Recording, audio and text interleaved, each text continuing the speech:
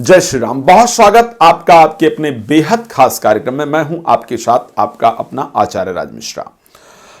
आज मुझे एक प्रश्न भेजा है तान्या जी ने दुबई से। गुरुजी प्रणाम, मुझे अपने घर दुबई में एक तो आपके द्वारा राम कथा करवानी है, कब करा सकते हैं कृपया बताइए। उसके लिए तान्या जी आपको संस्था के नंबर पर संपर्क करना होगा और वहां से आपको मेरे कथा का जो समय होगा प्राप्त हो जाएगा।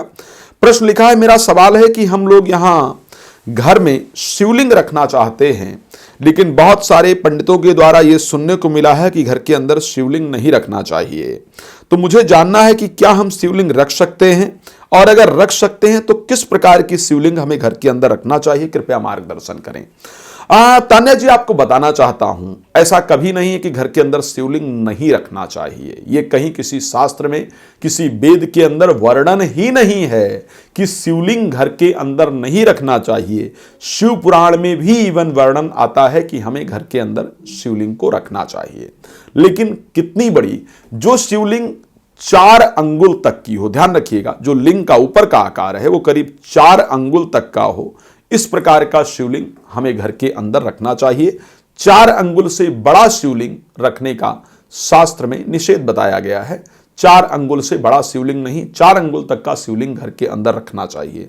ध्यान रखिए, शिवलिंग क्यों लोग घर में नहीं रखने की बात कई बार करते हैं। भगवान शिव बहुत जल्दी प्रसन्न होने वाले देवता हैं और बहुत जल्दी नाराज भी होते हैं। बहुत जल्दी प्रसन्न भी होते हैं, बहुत जल्दी नाराज भी होते हैं।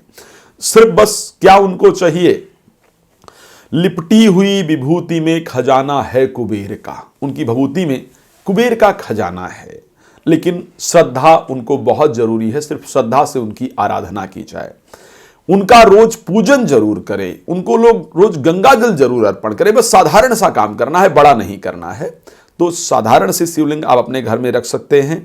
शिवलिंग जब रखें तो उसका जो अर्घा है, जो जल जाने का रास्ता होता है, वो उत्तर की तरफ हो या पश्चिम की तरफ हो, इसका विशेष रूप से ध्यान रखिए।